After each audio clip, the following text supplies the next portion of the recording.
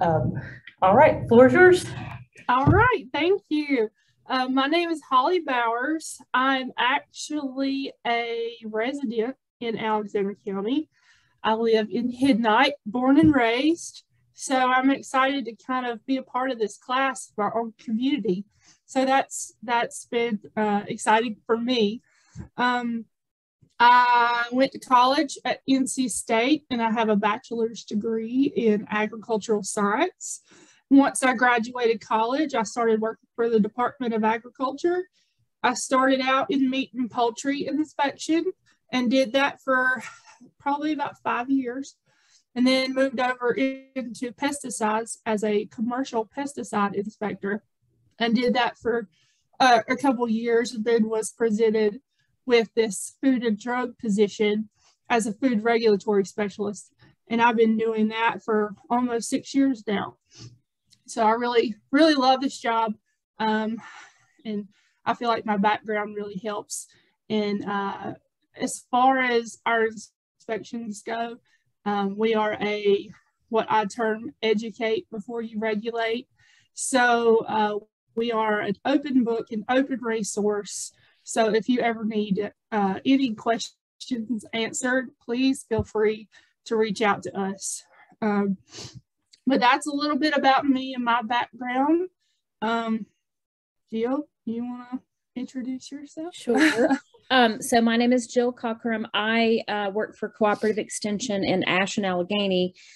In Allegheny, I manage the Allegheny Farmers Market. And in Ashe, I manage the High Country Commercial Kitchen. So it's a shared use kitchen that anybody can use. Also includes people like want to do food trucks or catering. So we're a health department inspected kitchen as well.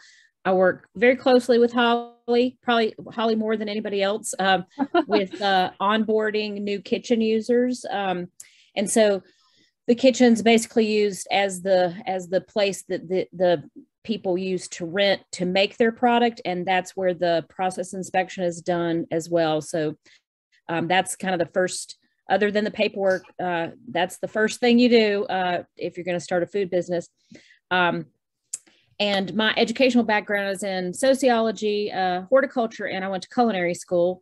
So it's a nice little combo of all the, it's food and plants. That's kind of the things I like the most. So, and also I know Holly gave me information on a new commercial or a new shared use kitchen in Conover.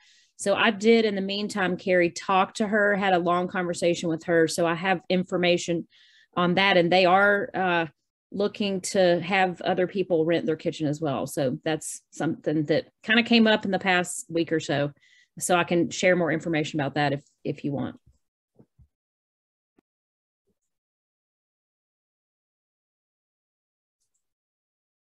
Can you see that?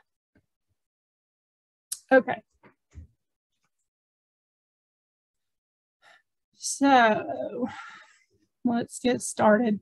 So I already went over a little brief introduction of myself, so we'll skip through that. As far as NCDA, the Food and Drug Protection Division, we pretty much have jurisdiction over all state and FDA regulated products. Any distribution centers that hold and store food, your retail grocery stores, retail stores like Dollar Generals, anywhere that sells and holds food, egg products, pet food, grade A milk, and we also cover produce. Things that we don't regulate is going to be your meat and poultry. That's covered by Meat and Poultry Division. Your GAPs and organic certifications, that's more USDA. And then shellfish restaurants and things that are covered by the health department. So that's kind of a blanket overview of what we do inspect in our division. So since we're talking about the home processor, pretty much the term for the domestic kitchen home processor is a housed kitchen in a residence that has a stove or oven, and with the terminology, it can be a double oven, but that's used for cooking. Now, if you have a detached garage or building or even a renovated basement, that can actually be considered a kind of a commercial end of a kitchen. So there is some differences there. So if you are wanting to make more high risk stuff, if you have a separate kitchen, then that would be an option. But with that, with home processors and our inspection, it's just a one-time inspection. And then the only other inspection you would ever have is due on a complaint follow-up. So if someone makes a complaint on your business to our department.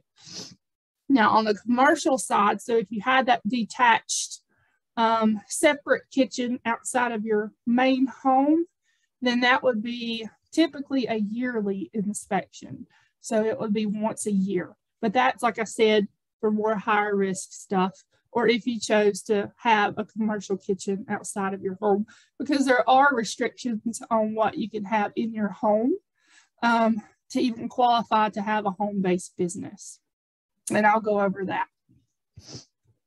So with that, the requirements, you're going to have a potable water source. So that is pretty much an inspected water source, whether that be a municipal water source through your city or town or a well. The only restriction with the well is that you do have to do your own water quality testing. So, and that would be an annual water test that you would have to conduct and have available for inspection. The biggie here is going to be no indoor pets. And that is a strict rule. So if you have any pets inside your home, you won't qualify as a home processor. And this is even if it's just part-time where you let them in at night. If they're in your home, you won't be able to have a home-based business. You're only allowed to do low-risk products. And I'll go through the difference between low risk and high risk and what would qualify for an allowed product. And finished products must be shelf stable. So anything that requires refrigeration after processing, so like a cheesecake or a cake that has cream and cheese icing that needs to be refrigerated, those are products that you're not allowed to make at home. And the reason for that is because you would have to have controlled refrigeration.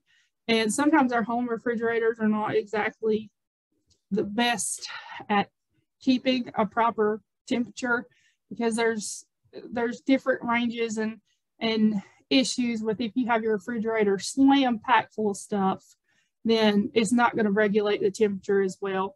And so with products like that, they're considered more high risk because you do have to kind of have some temperature control and availability for that. So, and also questionable products that require further evaluation. So some acidified foods, pickles, that sort of thing, those would typically be products that you would talk to our compliance team in our Raleigh office, and they would decide whether that would be approved or not, or if some testing needs to be involved before you can make that product.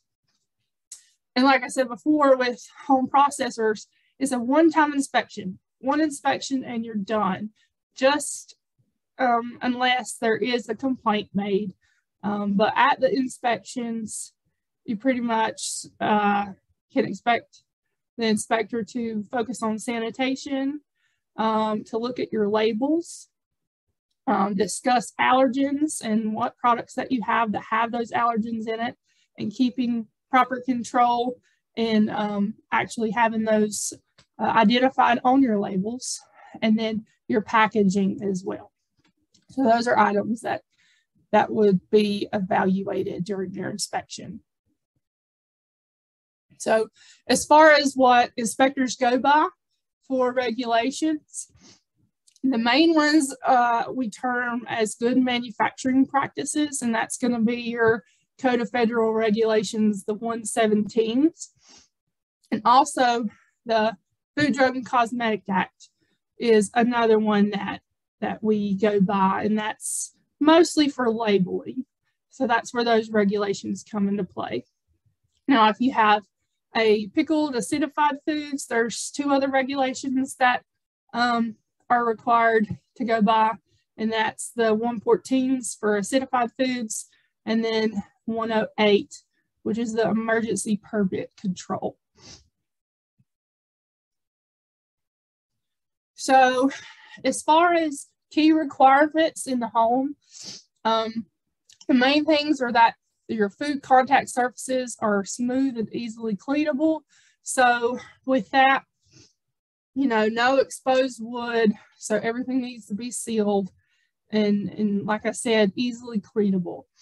No pets in the home at any time. You have to have restroom and hand washing facilities. So with that, you have to have hot, cold running water and easily accessible from your kitchen area.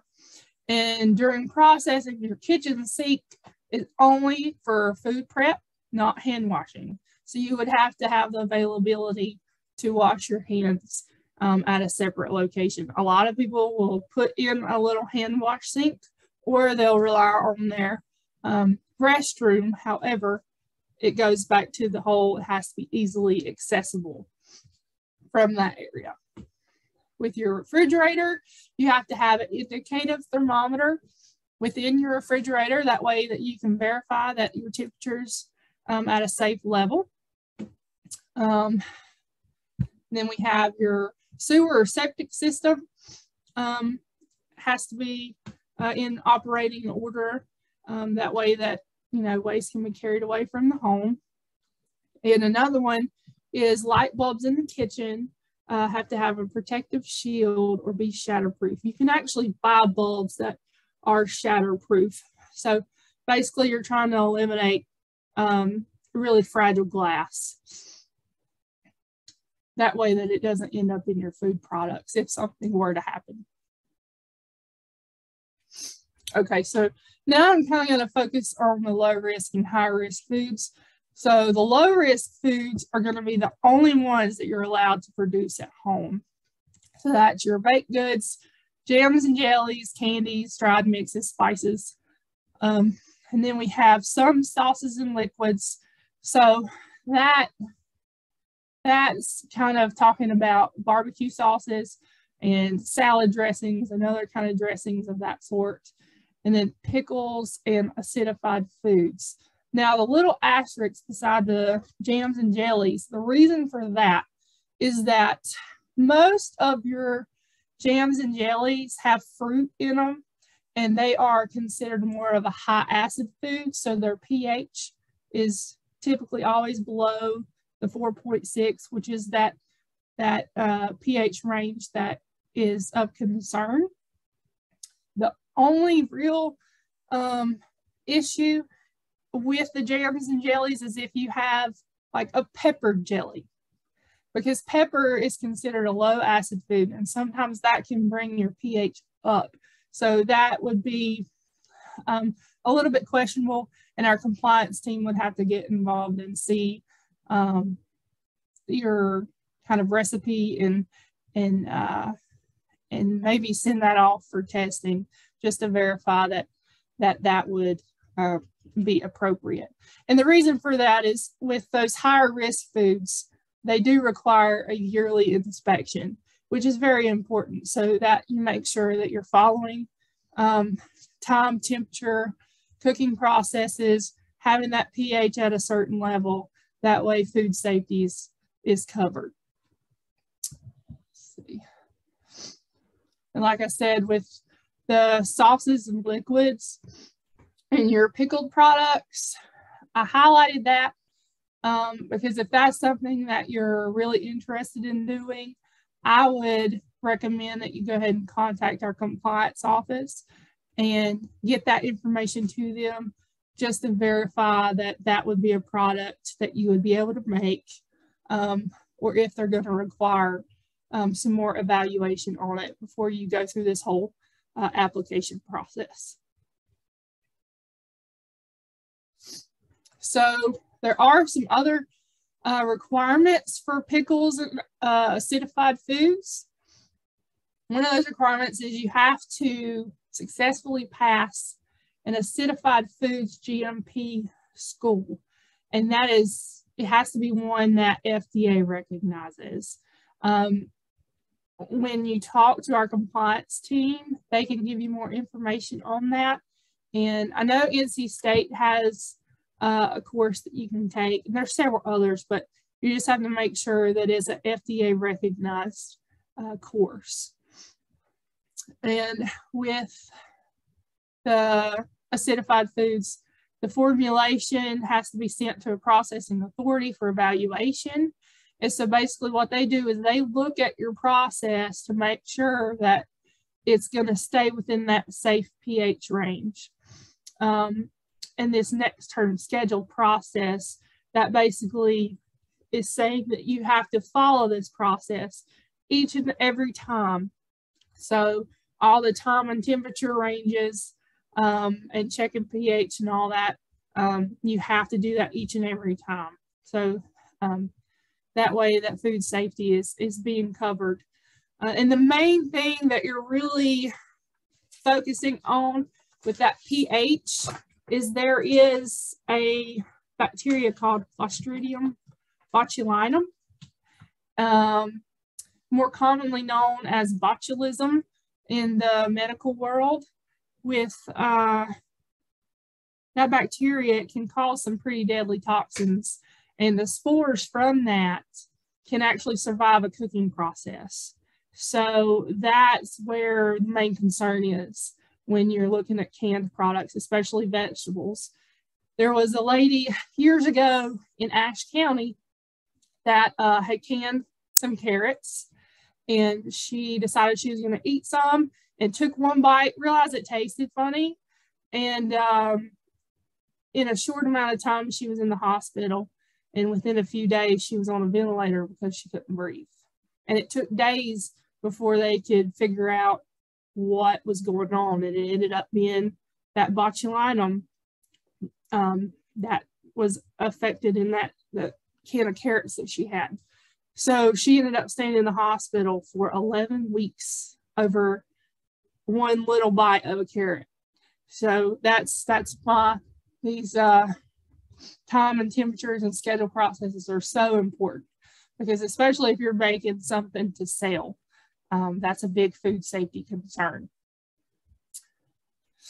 And so, like I said before, with acidified foods, you have to comply with the 114s and 108s, and then everyone has to comply with the 117 regulations. So, I spoke about the product evaluation. So once you determine what products that you're interested in making and go through the application process, if one of our compliance officers looks at your application and thinks that one of your products may need some extra testing just to be safe, then they'll get with you on that. And our NC State University Food Science Department has a great food lab, and they do a lot of product analyzation. So that is an option for testing. So we went from low risk products to high risk products now. So these are products that you can't make. So just take a note of this. So like I said before, refrigerated or frozen products. So anything that has to have a temperature control after processing. So your cheesecakes, cream cheese icing, those sort of things. Those are restricted. Those are not items that you can make for sale out of your home kitchen with a home processor inspection. Low acid canned foods. If you kind of refer back to that little meter that I had on pH, low acid canned foods is going to be peppers, your vegetables, those sort of things. So those are items that are restricted that you can't produce in your home. Dairy products, seafood, and bottled water as well. And these are just a small list. There's others as well, but those are the main ones that people tend to ask about. So, like I said, if there's any that throw up a red flag to our compliance team, they would get with you and let you know whether you need more testing or not. Okay, so now I'm going to touch on labeling requirements. And there's two types of point of sale with your products to look at. There's your self-service, or there's the custom and on-demand type of sales. With your self-service, this is where I like to use the term grab and go. If you have, say, some cookies pre-packaged sitting on a table at the farmer's market, someone can grab a bag, pay for it, and leave without ever saying a word to you, then that is considered a self-service package, and that requires a label on it. Now, on the flip side, there's the custom and on-demand, where products are being quote unquote served. So this would be someone orders a custom cake for a wedding or for a birthday party, or a restaurant wants a bulk box of cupcakes or a cake that they will take and serve by the slice.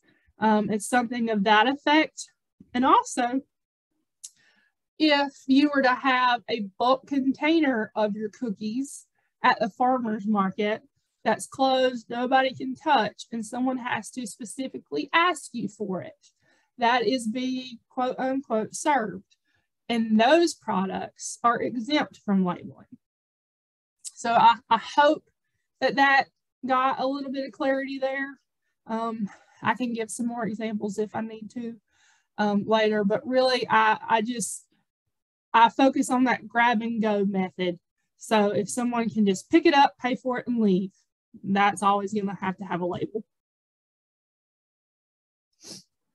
So for the labeling requirements, there are 4 requirements. You have to have the product name, you have to have a weight, you have to have your ingredient statement, and you have to have everything in order of predominance. Anything you buy from the grocery store nowadays, you can see an ingredient list as an example. There's one here off of this Jiffy Mix. And then the 4th requirement is that you have to have the name of the firm and address or person responsible for the product. So you can have your business name and then the address of your home kitchen on the product, and that would work. And if you were to decide to go to a commercial kitchen, you would put that address. So the address where you're actually making the product is what goes on the label. So as far as the importance of labeling, the leading cause of food recalls, and this was dated in 2019, and it's still pretty much the same now, are undeclared allergens. So labels that didn't have a specific allergen listed. That's why the product ended up being recalled. So that's just an example of why the labeling is important. Allergens nowadays are growing at an alarming rate as far as people with sensitivities and allergic reactions to products. And our regulations got revamped a couple years ago and put more focus on the allergens and creating some more awareness and prevention for allergen cross contact and that sort of thing for products. So it's definitely in the spotlight with FDA and making sure that people are being safe with how they prepare their products. So when we're talking about allergens, FDA has 8 major food allergens that they've kind of established to be on labels. And that is milk, eggs, fish, shellfish, tree nuts, peanuts, wheat, and soy. So those are the main that FDA has established. Like I said before, with allergen cross contact, that basically means having an allergen in a product accidentally. So that would be, I use the example of cookies. So say you made a peanut butter cookie and then you went to make a sugar cookie and some of your equipment was shared, or you use the same cooling rack for your sugar cookies as you did your peanut butter cookies. So then some of that peanut protein ended up on your sugar cookie, which wouldn't have peanuts in it. And someone with a peanut allergy consumed your sugar cookies and had an anaphylactic reaction. So that's why there's such a large focus on preventing this allergen cross contact and making sure that your labels are appropriate, and making sure that everything is incorporated into your label. As far as the cross contact prevention, these are a few things that you can do. So you're looking at cleaning and sanitizing surfaces that have come in contact with an allergen, inspecting your food packaging, making sure that you don't have spills on your counters and packaging that could create some cross contact and contamination. Washing your hands frequently, changing gloves, just being very aware of how you handle things and that you don't have that accidental addition of a peanut allergy or peanut allergen or one of the other allergens into your food product that it wouldn't necessarily be labeled with. We always like to advise people to keep allergen products stored somewhat separately so that in your storage area you don't have to worry about the cross contact. And with that storage as well, you don't want to store something above another food container with an allergen. So if you've got some dust or residue that fell on top of another product, it's not contaminating it that way either. And some people, large facilities mainly, will use dedicated tubs and areas to identify certain allergens and just keep it completely separate. Holly, can I ask a quick question? Sure. Even though it may not be a requirement, would you recommend people put on their, made in a facility that has peanuts or whatever, just as to kind of cover or not? Well, as a requirement, as far as regulations go, as long as it's in the ingredient statement, then that satisfies the regulation. However, I like to see a statement on there, but it's not required. That's more of a liability thing as far as the producer goes. So that's totally up to the individual. But as far as regulatory requirements, as long as it's in the ingredient statement, then they're covered. So, but yeah, I mean, with a product that wouldn't necessarily have, say, peanuts in it, then if you are concerned, like I said, it's more of a liability thing. If you wanted to put that statement on your package, processed in the area with peanuts or whatnot, then that's totally up to the individual. Okay, so now I'm going to go through the application process. So if you'll pay close attention, I'm going to go through what you click on our website. It can be somewhat challenging if you don't know what you're looking for. So I'll go through how you navigate that. So what you'll do is you'll go to our main NCDA webpage. I've got the link listed above. And we're easy to find. You can Google NCDA and it'll pop it up. But once you get here, you're going to click on divisions. And then it's going to bring you, you're going to go to the Food and Drug Protection Division. And once you get to that page, you're going to go to the food program. And then it'll pop up, and here on the right, it's going to say starting a food business. Once you click on that, it's going to open up the next screen, and you're going to have, you'll scroll down just a little bit, and then you're going to see these options, and you're going to click on the home processor. And then that'll bring you up to another page, and you can click on the actual application itself. There's either a PDF or a Word version that you can select. The PDF you can write on. So the one thing I will say is that there's two methods of turning these applications in. You can do it via email, or you can send it in physical mail. I would recommend, if you have the availability, to send it via email, because it'll make the process a little quicker. The last that I've heard is it's around 4 weeks before you'll hear from a home processor inspector on scheduling an inspection. So I don't know how far out the actual inspection schedule is, but that's the last that I heard. Now, it may have changed, but that's kind of what you should expect. So if you do it via email, that'll be a pretty quick process on getting your application actually accepted and viewed. So I do recommend that. So with application, you're going to put your name of a business, if you have a business name, the kitchen address where you're going to be working. And if you have a different mailing address, you would put that as well. Phone numbers. And then there's these home requirements that you have to check off.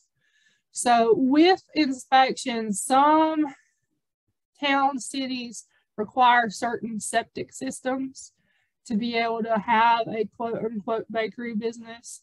It has to do with grease traps and that sort of thing.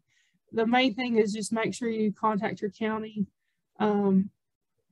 officials to make sure that you even qualify to be able to have a business on your property. We don't have jurisdiction over that, so I can't tell you whether you can or can't. So you need to make sure you find this stuff out before you turn in this application. And then it's talking about a water source here. So do you use a municipal water source? So city or county water, or if you use your own well water. And then there's a little statement there about having to have a water quality test done. The reason why you don't with a municipal source is because it's already assumed that your county and city is already conducting water quality tests because they're required to. So we don't require testing for a municipal water source. And then here's the big one. You have pets in your home. That's the one that always kind of throws people off. So if you have a pet in your home, then you won't be approved. So section 3 is having you select what items that you are looking at making. So you check off any of those and any others that will be listed. And then there is a statement here about things such as gift baskets with prepackaged goods and that sort of thing are not required to have an inspection. So that would be like you making a gift basket and putting in some little prepackaged little Debbie cakes or something like that, where you're not handling the food at all. You just have prepackaged stuff and you're repackaging it into a gift bag or a basket. So those wouldn't require an inspection. And then the statements about the products requiring refrigeration can't be produced in a home kitchen. And then low acid canned foods are prohibited. And some cream cheese frostings are considered shelf stable. Most aren't. So, you know, they have a little statement there about there may be lab testing required to see if your cream cheese frosting would be approved to be made for your products. So it asks a little bit of information on how you plan to sell, how often you plan to cook, if you have any other employees, so if your children or spouse would be helping you as well. And they do ask for a brief written business plan. So with that, you're going to talk about the products, give a little bit of information on your kitchen, a detailed list of ingredients used and suppliers. And for most home-based businesses, that supplier is going to be Walmart or Food Line or whatever grocery store that you use, Sam's, whatnot. But if you order from, was it Cisco or anything like that for some reason, then that would be your supplier. But typically, that confuses people because they want to know who the supplier would be, and that's just the store that you buy it from. And a plan for storage for your supplies, equipment, and finished product. And then the next, number 5, is a general production flow. So that's pretty much from start to finish, a baking process for your products. And then how you plan to transport your products. So will you be using your personal vehicle? If you're selling at a farmer's market, you would make it, take it in your personal vehicle, and take it to the farmer's market and sell it. And that would kind of be the explanation there. And the possible locations where you plan to sell. So a lot of people that get the home processor inspections will go to farmers markets, your local events and fairs, and that sort of thing. So you would just list where you plan to sell your products. Section 4, it talks about the product labeling. Let me go back. So it asks how you're going to sell. That reflects back on that point of sale, self-service versus the customer on demand. And then it talks about labeling itself. And then they ask for you to provide them a label. And what is great about this application is they have been so thorough that I would recommend that for your business to use as guidance, print off an extra copy of this application, because this is a perfect label example to go by.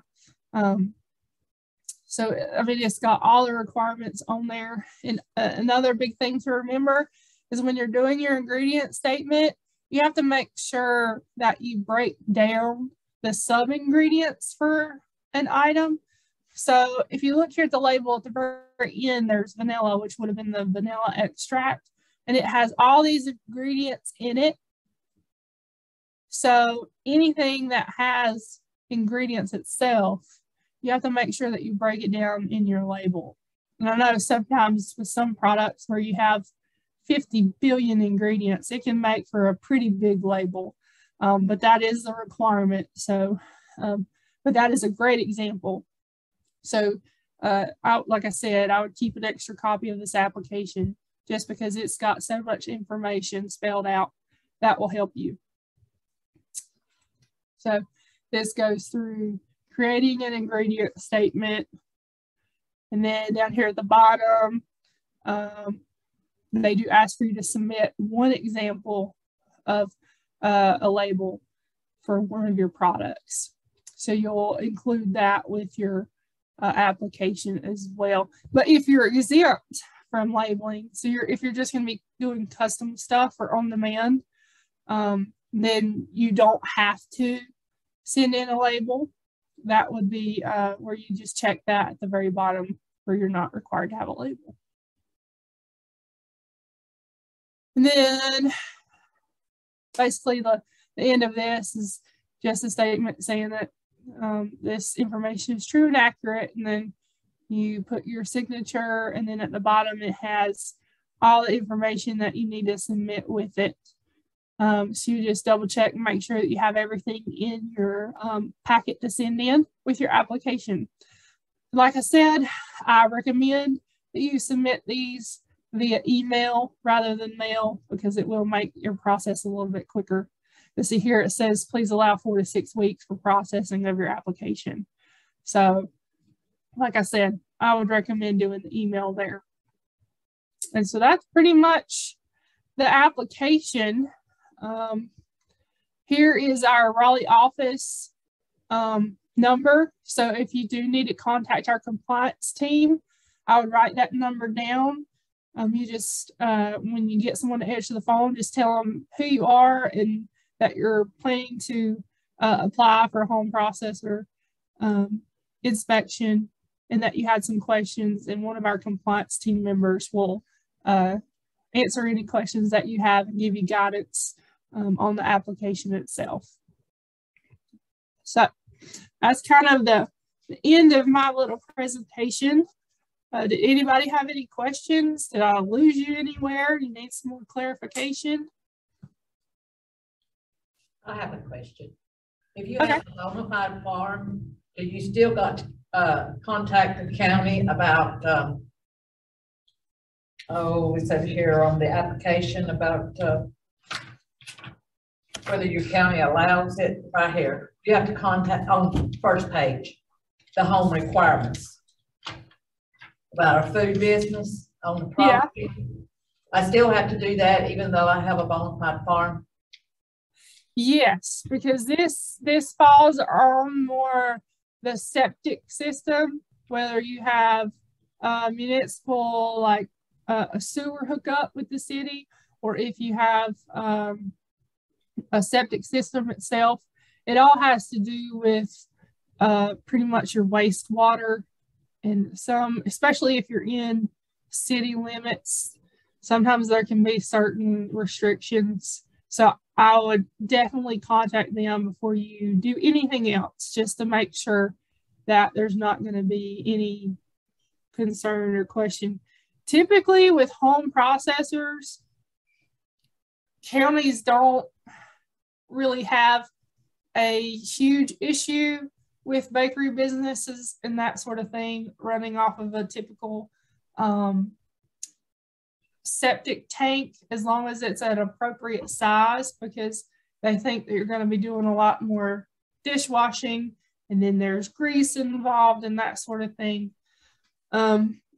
So definitely I would check into that. They're a little bit more strict, and each county is different, so I can't speak for any county, but from what I've seen, there's more of a red flag thrown up if you go more the commercial route, where you're going to be doing a large amount and you have a kitchen outside of your main home living area. So if you had a kitchen in your basement that you use strictly for your business, or in your a garage or set up somewhere else, typically that's where the red flags get thrown with the county, because they assume that you're going to be doing a larger amount.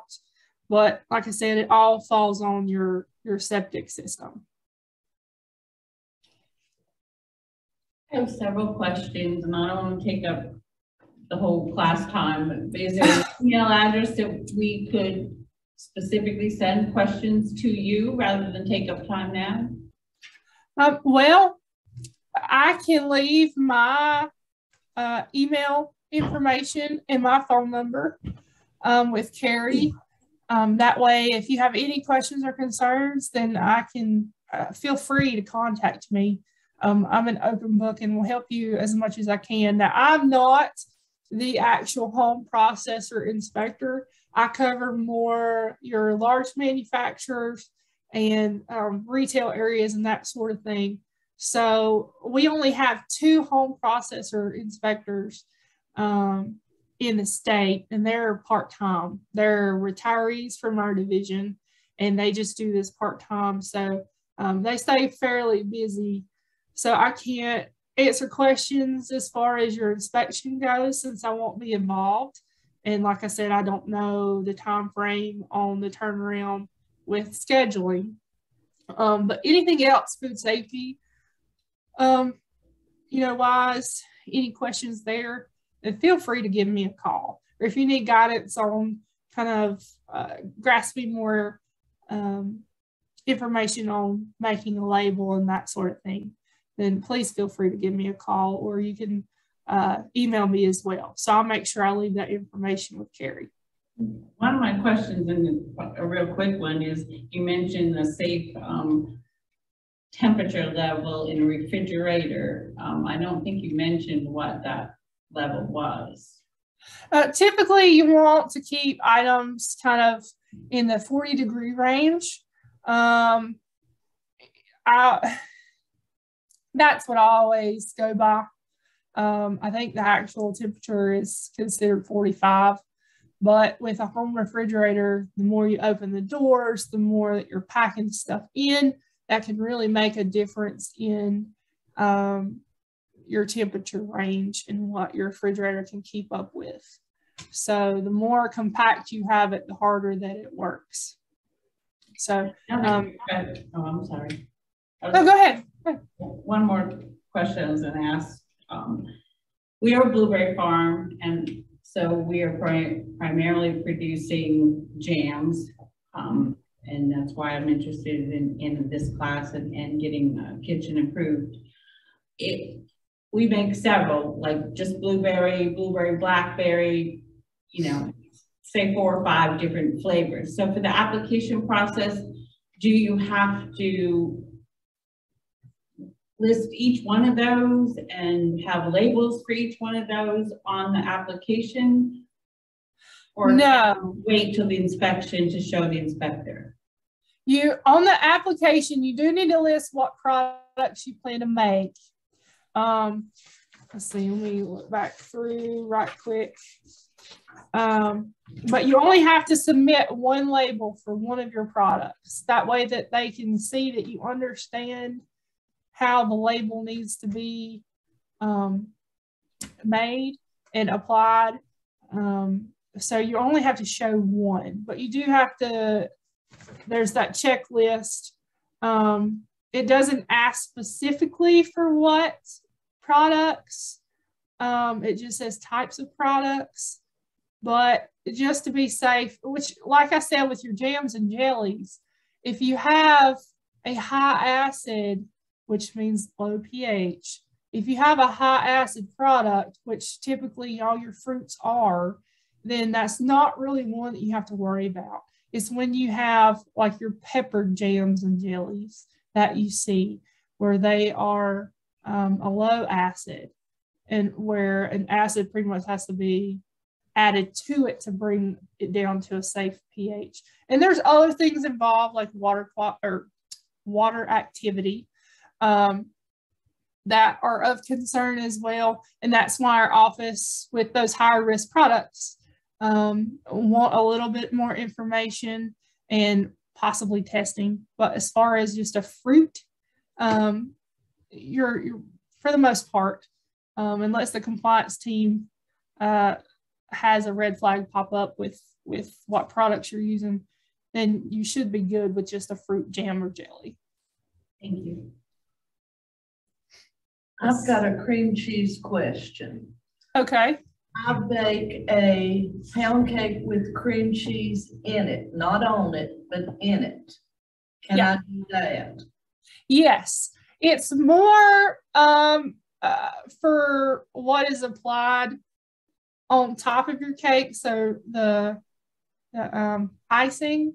So when you have a cream cheese that's not been cooked into your product, that's when there's a little bit of concern, because once it's cooked and reformulated into a cake, the risks are pretty much eliminated for the most part, depending on the product. Sometimes there can be products where it's not, like your cheesecake, where there's a large majority of it.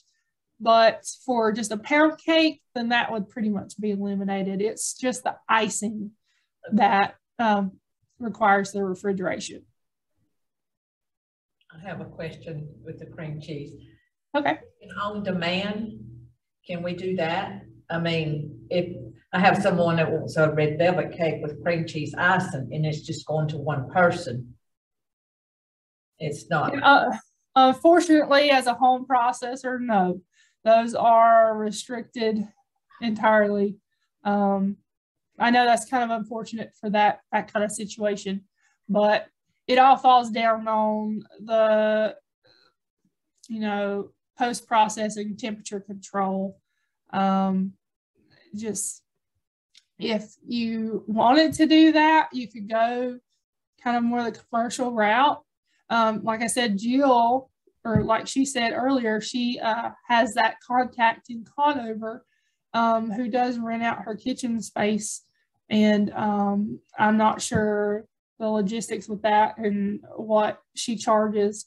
But it's a really great group of people that I've inspected there.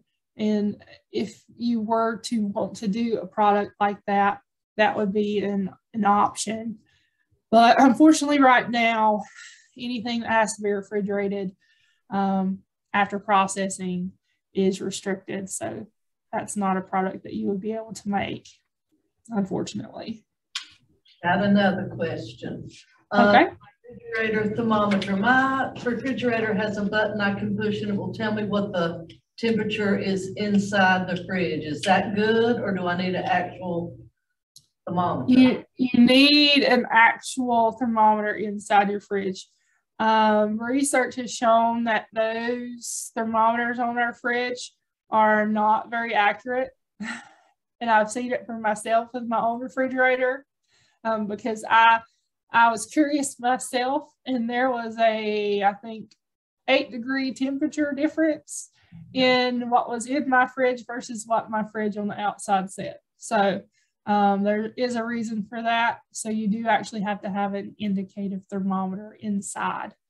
And two, sometimes that temperature is what you have it set on, not what it's actually reading. So that goes back to how packed is your fridge and can it keep up with it. Okay. Any other questions for Holly right now? I know in daycares, we always had to keep ours on 40 to keep medicine or something. Now you can't keep medicine. So, but it was about 40. Okay. More. She said 40, something like 45. Yeah, 45. Somewhere. Yeah, I always say 40. That's a good range that people tend to remember. So rather it be lower than higher. Yes. Okay. Well, if there are other questions, Holly, I can email them to you. Okay, perfect. Awesome. And I will make sure I get my phone number. It should be on an email that I sent, but I'll resend an email. Okay. That way you can provide them with my contact information. Okay, perfect. Thank you. All right. All right, Jill, if you want to do, or you've already introduced yourself, but if you want to say whatever, you have the floor. So. Well, I don't have too much to say because Holly is the expert in this particular situation. So, but a couple things I want to add is on the labels. Also, even if you're exempt, look at it as a potential marketing tool. So putting a label on something that somebody brings home could, it just gives them a little like, oh yeah, it's from this lady and she had great products, and you might share that with somebody else. So, or that person that purchased the thing. So having a label on something can be a beneficial thing, even if you're not required to do it. And then the other thing is, so with the market I manage, I don't require my home processors, because I have a couple, to have liability insurance, but we do for people that are using the commercial kitchen. And it's pretty affordable if you're doing it's kind of like that, any kind of insurance is like, it just gives you a peace of mind if you're selling any kind of products that somebody would be consuming. But again, it's not required. And unless you're, I think, using a commercial kitchen, that's really up to the kitchen itself. So, but it's just a good thing to have. I think you can get a policy for $200-300 for the whole year, but it's just a good backup plan just in case. And And that's kind of it. I mean, Holly covered everything. If you are interested in using the commercial kitchen in Conover, I'll email Carrie all the contact info, and she is interested in other people using it. I don't think she's set a price or anything. It's just her and I think she said 2 other tenants, but it is a USDA and health department inspected. Is that right, Holly? I wrote that down and then I wasn't sure. I'm not sure. Do you know the answer to that question? Yes, she is under our inspections. Okay. The other 2 ladies that work there are doing baked goods, so cheesecakes, and then the other one just does a random baked goods, so a large variety. The lady that actually owns it does a catering business out of it as well, so they're That's under right. the local health department. So they do have both inspections. That's right. So I wrote down both, and then you can do canned or preserved foods in there. And they, of course, their equipment's is NSF or approved by the health department. And there is a bathroom offsite or whatever. So they have all, I mean, I don't know exactly where it's located, but again, it's on South McClin Creek Road. I don't know where that's at, but I can send that information if anybody's interested.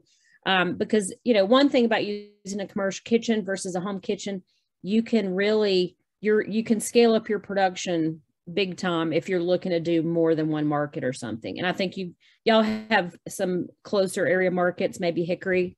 I don't know about Taylorsville. I don't know what's closest to where you're at, but there are other markets, at least from a farmer's market manager standpoint. I encourage the people that are doing food, baked goods and things like that to look at other close by markets that are maybe on a different day. So when they do use the kitchen, they can, make more stuff and sell more stuff. So that's kind of all I have though, but I'll send that info along if anybody's interested. Well, awesome. Y'all have been so good. So, thank you for both of your information, and I'll get that Holly's phone number and that information from you, Jill, for the commercial kitchen. Does anybody else have any questions before we say goodbye? Because I can email them too if you think of some and you don't have any. Okay.